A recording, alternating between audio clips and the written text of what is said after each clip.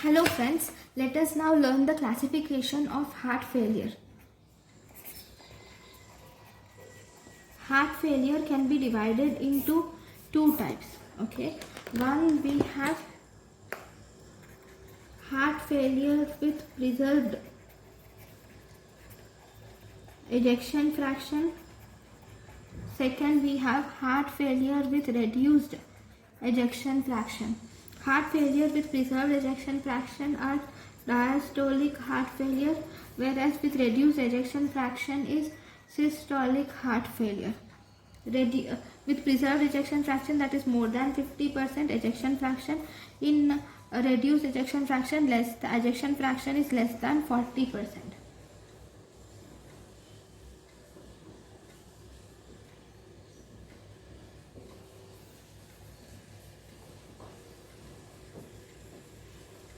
Okay, so first we will learn some causes of decreased ejection fraction, then preserved ejection fraction. First we will decreased ejection fraction. Heart failure with decreased ejection fraction or systolic heart failure. If you see the causes, it can be due to any type of coronary artery disease like myocardial infarction, myocardial ischemia, okay, or it can be due to chronic pressure overload like hypertension or obstructive valvular disease like aortic stenosis, or it can be due to chronic volume overload like we have regurgitant valvular disease, or it can be due to intracardiac left to right shunting. Okay, it can be also be due to extracardiac shunting. Then we have, it can be due to non-ischemic dilated cardiomyopathy, like this includes familial or genetic disorders. This includes familial or genetic disorders, or this includes infiltrative disorders. Then it also includes toxic or drug induced damage. It includes toxic or drug induced damage, which includes metabolic disorder, or it includes viral disorders. Then this includes Chagas disease, disorders of rate and rhythm like chronic tachyarrhythmias or chronic bradyarrhythmias. So all these are the causes of ejection fraction with decreased heart failure with decreased ejection fraction. Now if you see the next list of heart failure with preserved ejection fraction. Heart failure with preserved ejection fraction include pathological hypertrophy, which include hypertrophic obstructive cardiomyopathy. Then we have restrictive cardiomyopathy, which includes infiltrative diseases, restrictive cardiomyopathy like infiltrative disorders, which includes amyloidosis, sarcoidosis. Okay, it also includes fibrosis or endomyocardial disorders. Then, so these are the heart failure with preserved ejection fraction.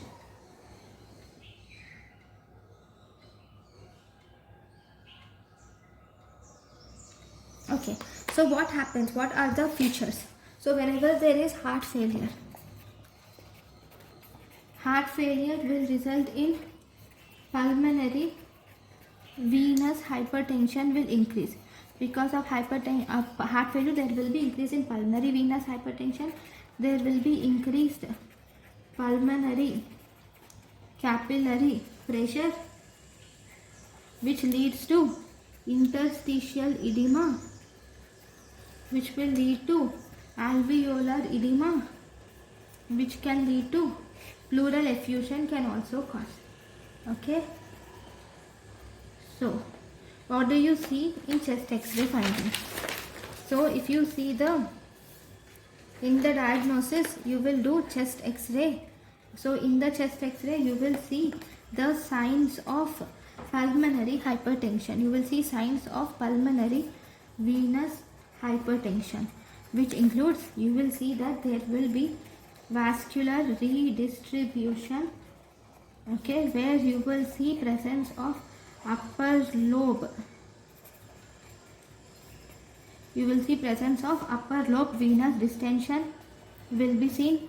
Then you will see presence of interstitial edema, that is, you will see presence of curly B lines are seen. Then you will see presence of alveolar edema, where you see alveolar edema, which is air space opacities are seen.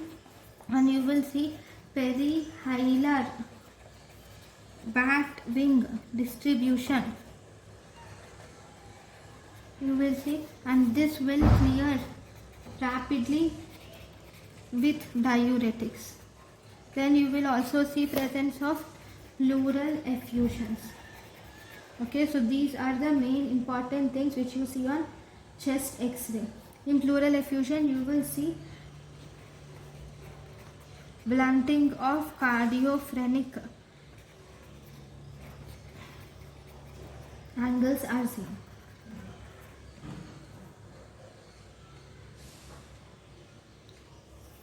Right, these curly B lines, we'll see some points about it. Curly B lines are also called as septal lines. So these will, what are these? These are actually the dilated lymphatics. These are dilated lymphatics and distended interlobular septa. These are dilated lymphatics and these are distended interlobular septa. These occurs most commonly in pulmonary edema. Why does these occur? These occur in pulmonary edema due to chronic pulmonary venous hypertension. These occur in pulmonary edema due to pulmonary venous hypertension. These curly B lines are most commonly seen here. These are present if left atrial pressure goes about 20 millimeters of Hg. What about curly A lines and curly C lines? In venous hypertension, you will also see, in pulmonary venous hypertension, you will see curly A lines, B lines and C lines. A stands for apex, B stands for base and C stands for central region lobe. Okay, so these are the findings which you see. Okay, now the markers. So if you see markers of heart failure,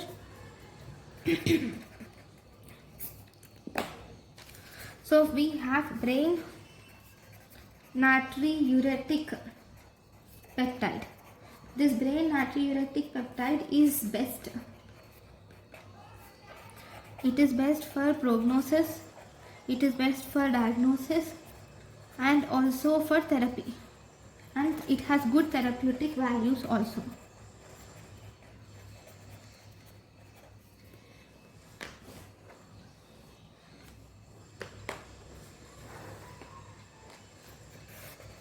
These will also predict the severity of condition and estimates prognosis. Where do you see this brain natriuretic peptide? This brain natriuretic peptide is actually a neurohormone and it is mainly released from ventricular myocytes. Okay, whenever there is stress, whenever there is any type of stress, okay, stress will activate the ventricular myocytes, and these ventricular myocytes will release pro hormone, which is BNP, pro BNP, which is cleaved to, it is cleaved into N terminal pro BNP, which is again N terminal pro BNP, which is again cleaved into BNP. Okay, this BNP will cause, what does this cause? This causes vasodilatation, it causes diuresis, it causes natriuresis. Number 1. Okay, this will also decrease the sympathetic nervous system activity. It decreases the sympathetic nervous system activity. Okay, and thus it will also decrease the renin, angiotensin, aldosterone system. Both BNP and NT-proBNP, both these has good prognostic value.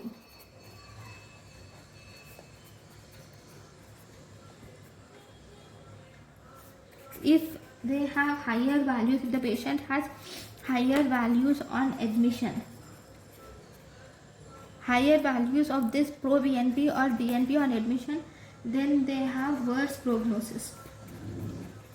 So if you were asked which is better among these, then NT-proBNP is better than BNP in predicting hospitalization, and death in heart failure.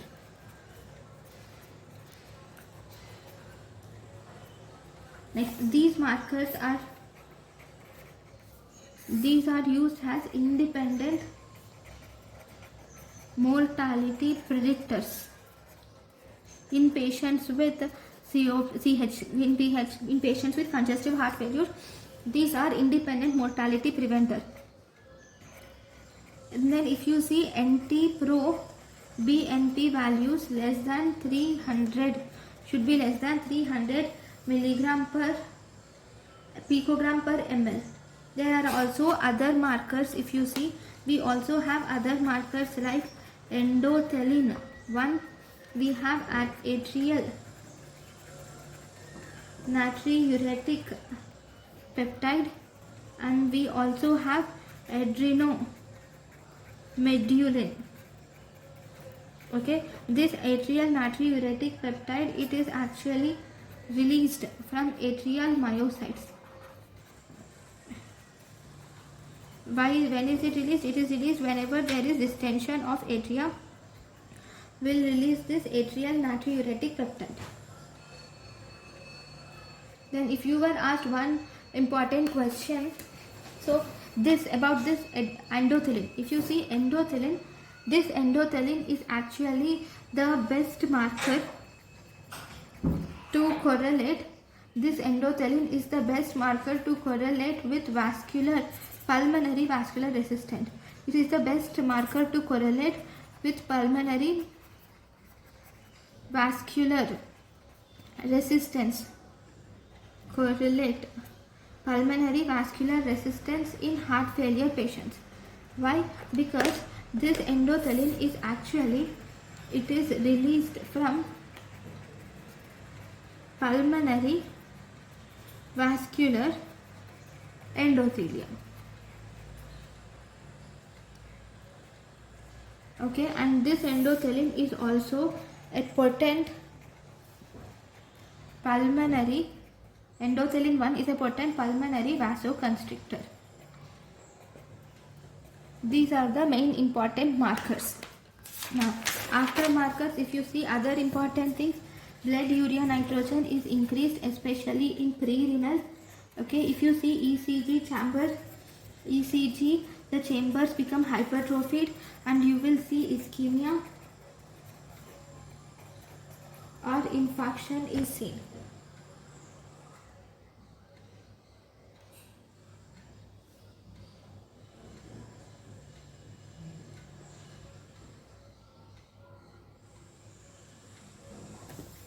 And you can do chest x-ray. Chest x-ray will tell us about the cardiomegaly. Okay, we have already seen all the chest X-ray findings also, right? Then you can do echocardiography. Okay, when you do echocardiography, you can see left ventricular ejection fraction. You can measure cardiac dimensions, can be measured. In chest X-ray, most importantly, curly B lines are seen. All the chest X-ray we have already done, right? Clearly. Then we have fall or wall motion abnormalities. Flow or wall motion abnormalities are found out by echocardiography. Then we can see the valvular diseases, okay, by echocardiography. Then we can find about pericardial effusion. Okay, all these are seen in echocardiography. Then we have radionuclide angiography.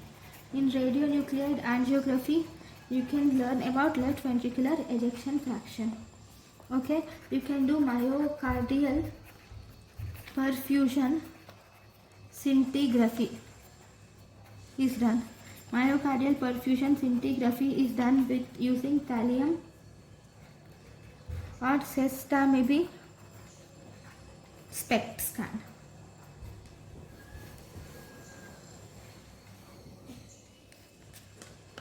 Okay, now